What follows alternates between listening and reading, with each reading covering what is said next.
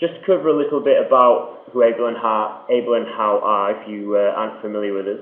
We're a specialist management consultancy. We're based in London, and we provide organisational change management services to global companies. We essentially enable our clients to realise the full value from a strategic decision they've made to initiate a change or transformation, and we do that by helping people adopt change. In doing so, this helps them maximise the benefits they can realise from that program, and we also ensure we minimise change risk in doing that and impact to the business. A little bit about what we're going to cover today. So we're going to focus on change capability, and we're going to do that by looking through two different lenses. We're going to discuss some key areas in which organisations can focus on in order to build their ability to deliver change. And we're going to spend a little bit of time looking at how organisations can measure and track change capability by using data. So we're going to be talking to you for probably 30 or 40 minutes, and we'll cover quite a few things. But essentially, we want you to take away three ideas. And firstly, it's people who change organisations. So from a particular change program or a transformation, we believe it's not necessarily a new system, processes or structures that help organisations change, it's actually people. If people can't get behind the change, then organisations won't get the full value from that. We also believe that organisations can't just rely on the heroic efforts of particular individuals. Every organisation has somebody like this chap, who's the real change guru, who gets landed with the accountability to deliver a program. But everybody in the organisation has to play some role. And in order to do that, you have to build change capability to get true value from change. Now, in our experience, successful organisations target particular areas through using data, and they understand that by doing this they can get the full value from ensuring a change legacy across the business. Now, I won't embarrass myself, but I might be one of the people in these three pictures, and I'll leave that to you to work out which one.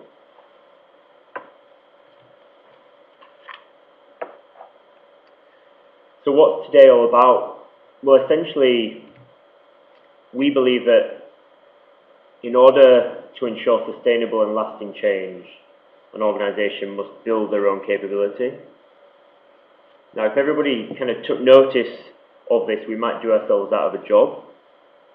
I suppose that would be a nice problem to have, and the world would be a more change mature place. But essentially, organisations need to get better at change, and we hear this a lot, but it doesn't necessarily mean they know what to do about it. Now, we might get some of your thoughts on this particular notion and open our first poll, so just bear with me while I switch around and click some buttons. So hopefully you should see a poll opening at the bottom which says, "We need to get better at change." How many people have heard or seen this phrase before in their organisation? We'll just give you a few seconds to answer that.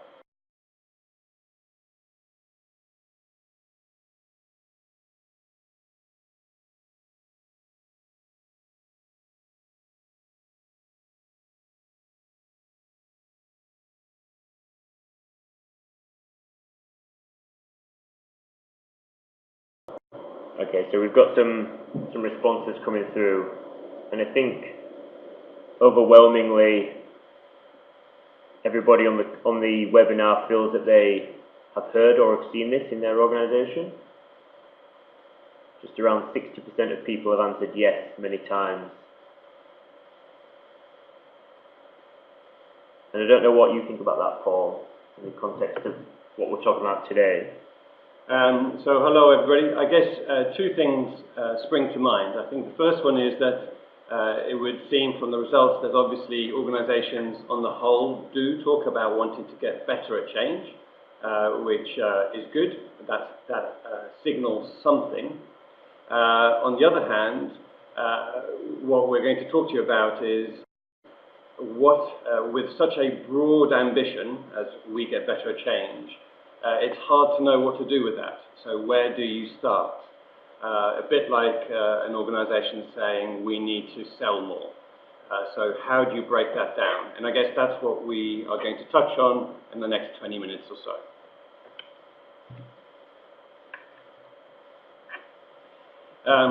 So just to frame it, we are going to ask you to think about how you build skills or a capability around change on two levels. The first, at an individual level. So what is it that individuals need to be doing, or how do we think about individuals getting better at change? And then also at an organisational level. So to Wayne's point at the beginning in terms of three things to remember, we can't just leave it to that heroic effort. So the answer can't just be let Jane do it. So we're going to look at that organisational lens after we've looked at the individual. So first of all, looking at individuals, how do they go through change? Everybody goes through change, that both in a work environment and in their own personal lives. And I guess that's a double-edged sword. So on the one hand, it makes us all experts. We all have change, kind of experience or reference points that we can go to. But then on the other hand, because as individuals we all experience change in quite different ways. And that's something that easily gets overlooked, I guess, in the excitement of pushing through an organisational change. The fact that different individuals will have different experiences and will experience it at different paces. So then there's a question around how do we make sure that different people, different individuals in an organisation, what is it that's actually expected of them? So what are the different skill sets that they need? Not everybody will need the same skills, the same capability to help them through change. So there will be different roles within an organisation filled by individuals where different skills are going to be required. And I guess the question is to what extent in your organisation is that acknowledged and reflected in what skills different individuals receive.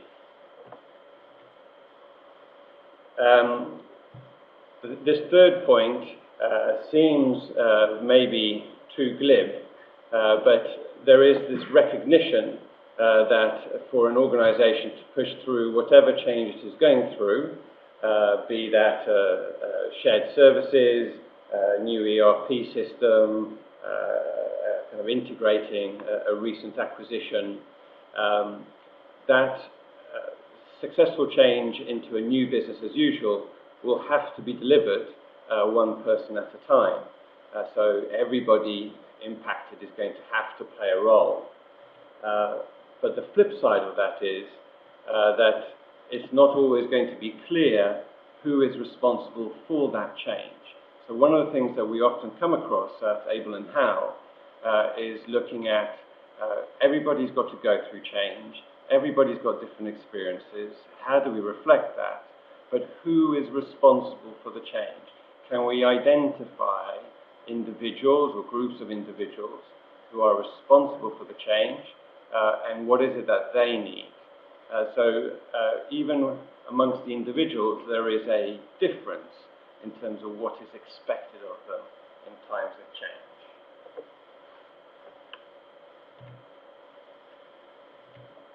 Now on the flip side, let's look at the organisation. So where we said that every individual has to go through change, the answer cannot be we'll train everybody. So we'll put everybody through that training course. It's just not possible. Especially nowadays, the pace of change is too great anyway. And also, we want we want to be able to be more agile, more adaptive.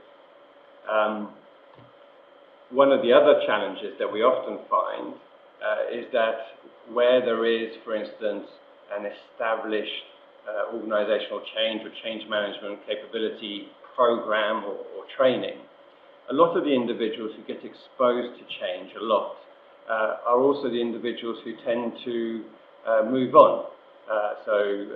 Executives, program leads, project members, subject matter experts, a product of them working on large changes means that they often get recognized as having a particular set of skills and as a result move on. So if an organization invests solely in individuals, not only is it slow and expensive, but the danger is that those individuals move on and take their experiences with them. So this all points to the need to build an organizational capability.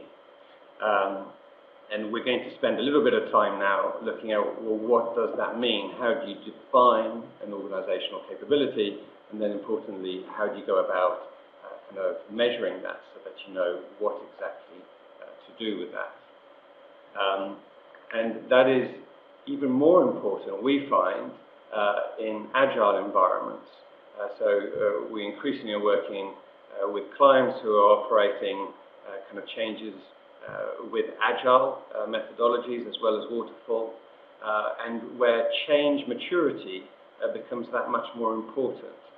There is almost a disaggregation of change responsibility across the organization. And so having an organizational maturity becomes that much more important. Okay, I think what we might do is get a little temperature check on some of these things. So we're just going to open another poll up. Bear with me. So I guess what we'd like to know is, in your organisation, current or past, has there been or is there a focus on capability in the context of people and the organisation? We'll give you a few seconds just to answer that.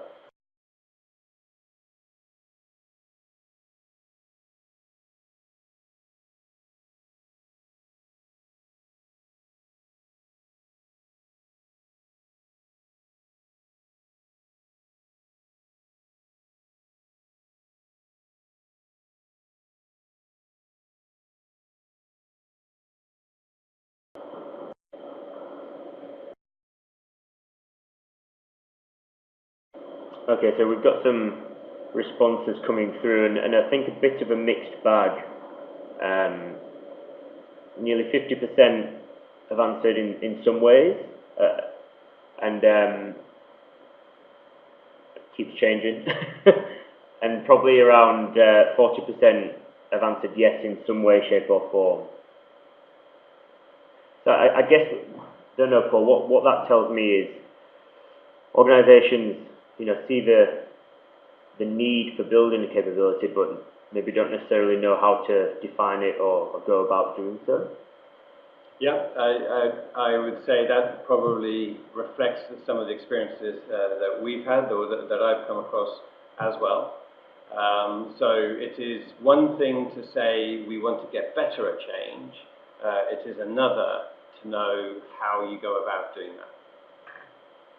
And that's possibly one of the reasons why kind of organizational change sometimes struggles to kind of maintain kind of executives' attention or people's attention within an organization. So we had a question from the panel, which was a great question and nicely segues us into our next bit of content. And that was, can we give an example of what kind of change we're talking about? As some changes are very big, some are very small, and where do we draw the line? And this is something we come across recently. I think it's important to distinguish. Sometimes we have conversations with organisations about change, and we've mentioned the word change probably 60 times already on this webinar, but what do we mean by change? Because you can think about change in its broadest sense. So, the price of oil is $50 a gallon, or the housing market's slowing or growing. You know, all this is change, and as individuals and as organisations, people are going through change. You can also look at change in the context of a particular change, so that might be HR transformation, a new finance system, a reorg in the retail part of the business. You can also then think about change in terms of what we define as organisational change management. And you know, this is a team of specialists, change specialists, who will be working to support impacted people in the organisation adopt change.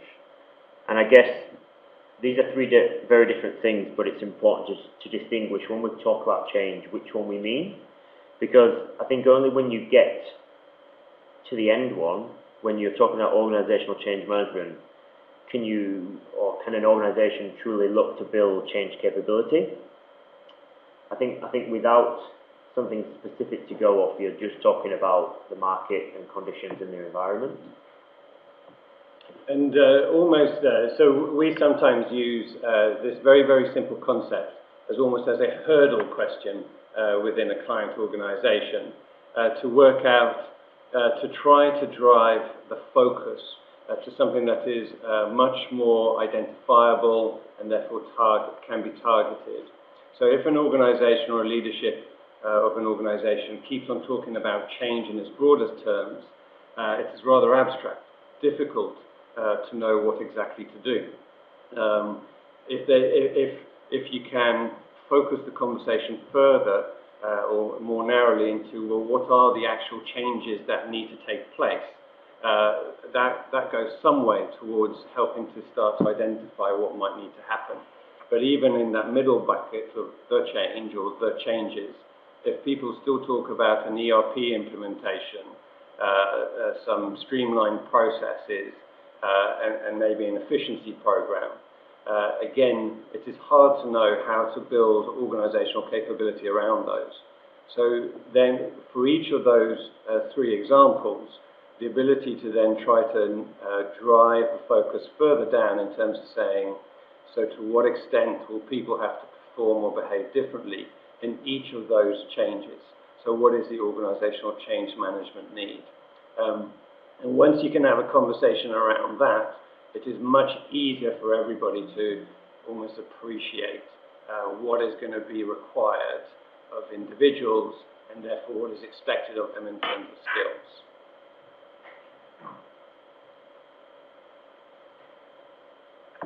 So we're going to now, I guess, try to shift the focus a little bit in terms of assume you have the organization's attention in terms of, yes, we're going to build that capability, but how do we go about knowing where to focus our attention? And often what happens is, even if you're in that organizational change management space, a lot of the conversation kind of ends up being based on anecdotes. We know that this business unit is going through a lot of change fatigue, or it has been reported that middle managers in this country are feeling particularly kind of squeezed as a result of everything that's going on. But anecdotes normally isn't enough to drive action. And so a lot of the times, not always, but a lot of the times, kind of decision makers are going to want to have confidence in their decisions based on evidence. And so how do you go about kind of gathering information around organizational change in a way that is going to give those decision makers that confidence? The truth and the fact is that there are plenty of organizations that do, that are able to generate insight based on data around topics that are essentially levers that drive organizational change capability. So it becomes a case of knowing kind of which levers to focus on. This is a very, I guess, simple kind of model that we put up, just in terms of recapping where we've got to up until now. So there are individuals, everybody goes through change, different individuals require different skills. We also have to think about dialing that up to an organisational capability level, but in order to know what to target and how to give leaders that decision-making confidence, you need to be able to create data. And we're going to start to focus on this a little bit. And there are some particular areas that we like to use with organisations in order to be able to measure this and provide some of that data. One of the first areas is human capabilities, and this is basically, this focuses on different dimensions aligned to the power of individuals and the ability of those individuals within an organisation. The first one of these we're going to look at is what we call trustworthy leadership. So this is essentially the ability of senior leaders to earn the trust of the organisation and to show people the way to meet collective goals. And what the data here might show is that there's maybe a perceived say-do gap among leaders at the top. And what we've found is, in order to look at this, you can really drive out action to focus on ways to connect leadership teams with the rest of the organisation. The second area, or the second lever, is co-capable champions. So this refers to individuals who are responsible for driving or sponsoring particular changes, and to what extent are they equipped to support the business and have the credibility to lead the change. And what we've often found is that there can be still a certain amount of ambiguity or even confusion as to who those individuals may be, let alone to what extent or what skills, how do we equip those people. And so in the past, what we found is that explicitly stating what is expected of these champions is an important first step in giving them almost the license to help the business. And then the third area for this particular section of measurement is involving middle management. And this is something that we see as a particular pain point quite a lot, and Paul even mentioned middle managers being squeezed. But this is essentially the ability of middle managers to link senior leaders and the kind of ambition and goals of that leadership team to the rest of the organisation. I think sometimes what data here would show is that middle managers feel disconnected. They're there to support their teams, but from the top down, the goals are pushed upon them, and are they really truly involved in delivering the vision and ambition of senior leaders? I guess an action out of this is to be able to build capability of line managers so they can really bring the teams and the rest of the organisation along with them. The fourth and last of the human capabilities is the ability of people who are going to be directly impacted by change to participate in that change. Often individuals will have prior experience of changes, and that sometimes might make them a little bit more hesitant in terms of future changes coming their way. And what we often find is that individuals who are impacted by changes don't necessarily get the opportunity to be listened to or to essentially engage in a two-way a conversation around the change.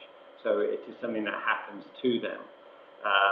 And so simple or relatively obvious but complex, tricky tactics around establishing more feedback channels, more two-way dialogue are ways of starting to address some of the concerns that impacted people might have. Okay, I think we might have open another poll and find out what you guys think about these particular measures. So I'm just going to click a few buttons, and what we'd like to know is how strong is your organisation in these 4 areas?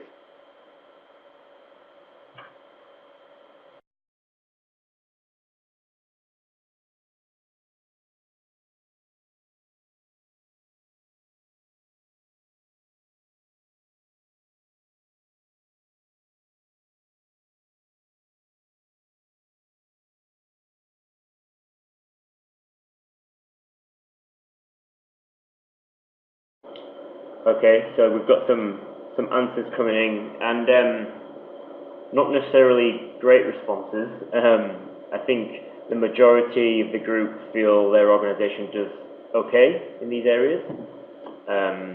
Nobody's been confident enough to say they're fairly or very strong, but I think well, what we often find, because I don't think this result is necessarily surprising, what we often find if you look at the four kind of levers, it isn't easy necessarily in an organisation to find data around those things.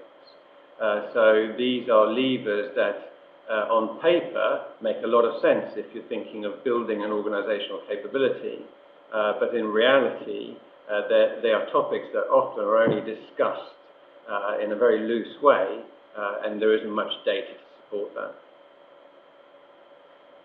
okay. So the next area we're going to focus on is formal systems and processes. And these essentially are dimensions of change geared around key structures within an organisation. And the first of those we're going to look at is systems thinking. And this is the ability of the organisation to focus on the root causes and the interdependencies, I guess, within and outside business boundaries. And I think a lot of time what this shows us is that sometimes things are too hard to finish, and initiatives don't get completed because there are particular challenges that come up, and the organisation isn't necessarily geared to join the dots, find the solutions, and I think find a way around some of the hurdles to get things finished. I guess an action out of this would be to really back high priority initiatives so that they are properly executed. So whether that means with resources, with money, with extra time. But I think an organisation that can properly join the dots and back initiatives enough can properly execute them. And the second area around formal systems and processes is communications. So this looks at the ability to communicate up, down and across, and even outside with external stakeholders. And I think a lot of the focus during change tends to go in communicating top to bottom or top down. And while that's challenging in itself, it's probably the easier area to focus on around communications. And maybe the area that is poorest or kind of most neglected traditionally is the communications side to side, so across teams. And often we find that organisations will identify kind of silos as a particular challenge when it comes to driving change. So how do you break down those silos? How do you encourage communication across teams rather than through the command control top-down approach? Okay, thank you, Paul. We might take another poll and see what everybody thinks about these two particular areas. I'm just going to open the poll now and again ask how strong is your organisation in these two areas. We'll just give you 20 seconds to put your answer in.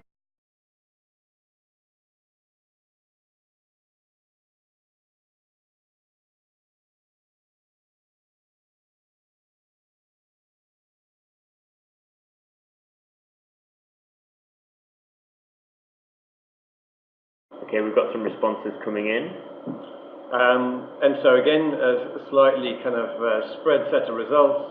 And at first glance, we do okay, kind of taking about over half of the results. Possibly a kind of a reflection of the fact that some forms of communication are easier than others when it comes to kind of driving change. Okay. Just going to switch back.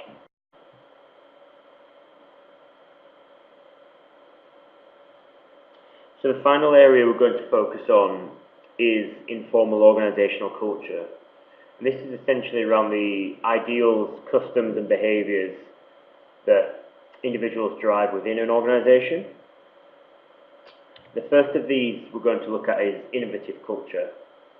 So probably quite a hot topic at the moment in the current world we live in. But this is the ability of the organisation to establish norms of innovation and encourage innovative activity. So whether that's experimentation, kind of letting teams swarm around problem solving, but I guess moving away from the traditional hierarchical structure and traditional focus within an organisation. Sometimes what we see in this area is that people can be unclear what innovation means for them and their team, so they hear it a lot, it's used in its stead, but actually what does that mean? What am I supposed to do within my job, and how does my team succeed through that? Just an example on innovation is it's not uncommon for an organisation to have innovation as one of their values, but for innovative culture to score quite low. And I think that's often because people are confused. When you talk about innovation, are you referring to innovation with a capital I or with a small I? And then the other area around accountable culture. So accountability is so important, especially when it comes to driving organisational change. So I guess the technical definition for accountable culture in this model is the ability of the organisation, to carefully allocate resources appropriately and successfully to meet deadlines. What we often find, or what we can sometimes find, is that accountability isn't always particularly clear when it comes to who is held accountable for different kind of tasks. So that manifests itself in individuals finding it easy to say they will take responsibility for something.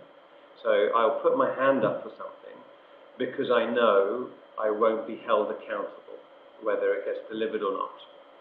And that can slow down organisational change kind of when that happens, because you end up as an organisation or as a programme relying on individuals who you believe put their hand up for something.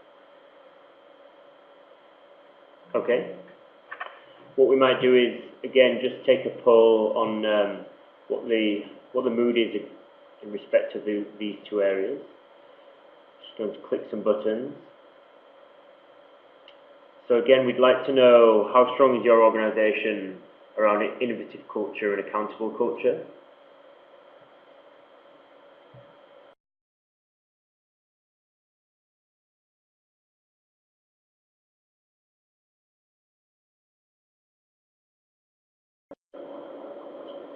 Okay, we've got some responses coming in, and probably a little bit more positive than the previous two areas. I imagine some of those responses talk to a more innovative mindset across organisations at the moment, but we've got around 30% fairly strong and around 40% we do okay, but still 30% say not very strong.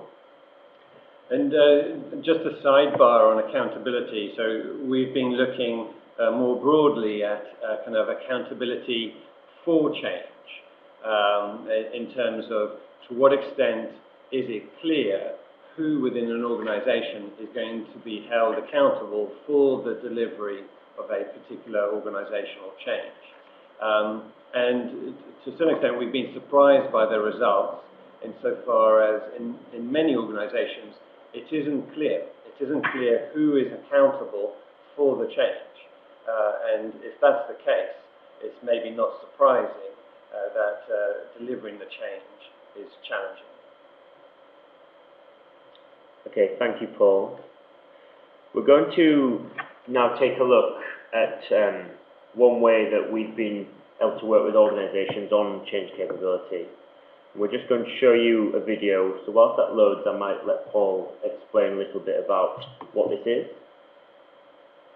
Thanks, Wayne.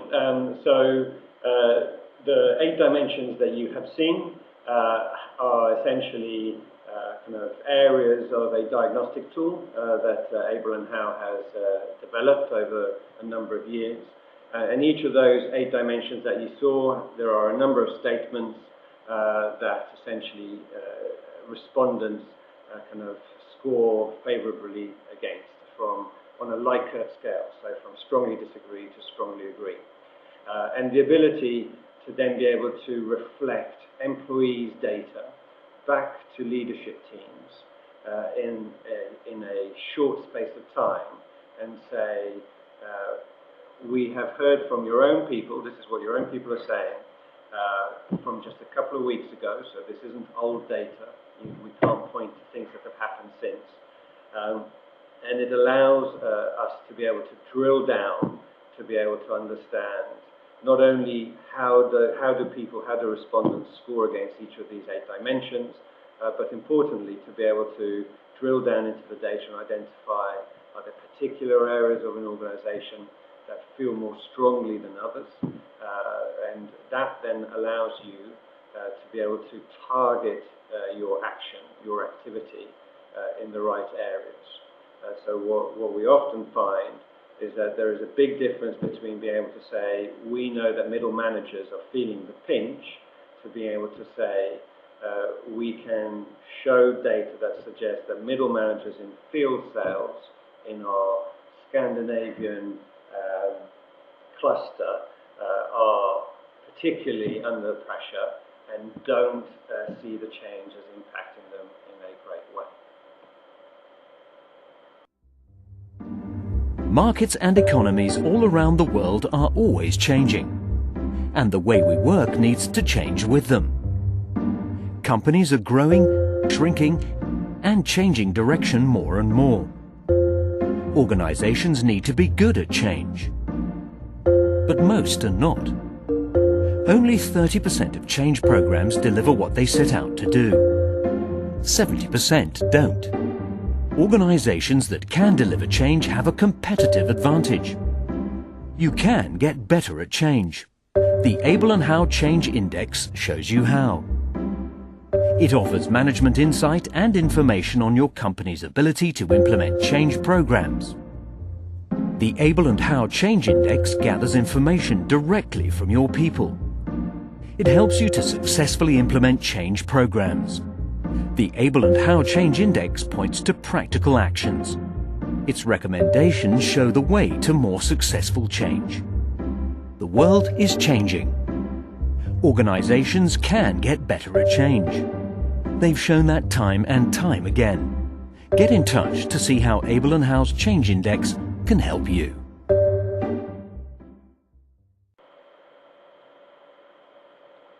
So just to kind of share back, so there are a number of questions that we're going to pick our way through, and with time we'll address. But just whilst we gather those questions, I guess in summary, what we think we've covered over the last 30 minutes or so, when it comes to building capability around organisational change, individuals play a critical role, so having a technically excellent solution isn't enough. If those people don't get behind it, it's not going to work. However, those individuals, while they all have personal reference points to change, require different things depending on their experiences, their impact, their roles in the change itself. The second kind of key takeaway is that while every organisation has these heroic individuals who often seem to lead the changes, regardless of how hard they work, the organisation to be successful cannot just rely on them. By definition, there needs to be a broader effort than the individuals involved. So a bit like saying at the end of a maybe unsuccessful program implementation, where people might say, had communications been better, we would have been fine. Similarly, it is unrealistic for people to say, had Jane worked harder, this organisational change would have been more successful. And then finally, looking at how do you get leaders to have more confidence in taking proactive actions and decisions around what to do or where to focus on building a wider organisational capability. And as you saw in the 8 dimensions that we covered, only 4 of the 8 refer to human capabilities. The other 4 refer to informal systems and processes, or formal systems and processes, and informal culture. So these are areas where you can gather data and look to then target parts of the organisation where those areas will benefit from a targeted action. Okay, thank you, Paul. Essentially, that's all we've got time for today. So thank you, everybody, for joining. Please get in touch with Abel and Hal. Our details are on the screen, or even get in touch with Paul and myself. For those still on the call, we'd like to ask you one more poll, and that's, what would you like to hear from us on next time? I'm just going to open a poll, and we've got some ideas of what we might want to talk about, but please let us know if there's anything specific you'd like to hear from us in the next webinar.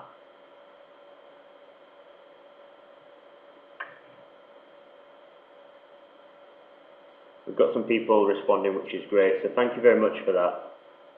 I think we're probably out of time to take questions.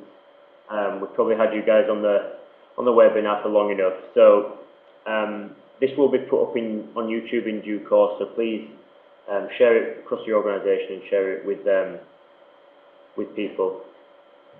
But yeah. Yeah, I think it's left for us just to say thank you very much, and we wish you a good day, whether it's the start or the end of the day for you guys. Thank you. Thank you.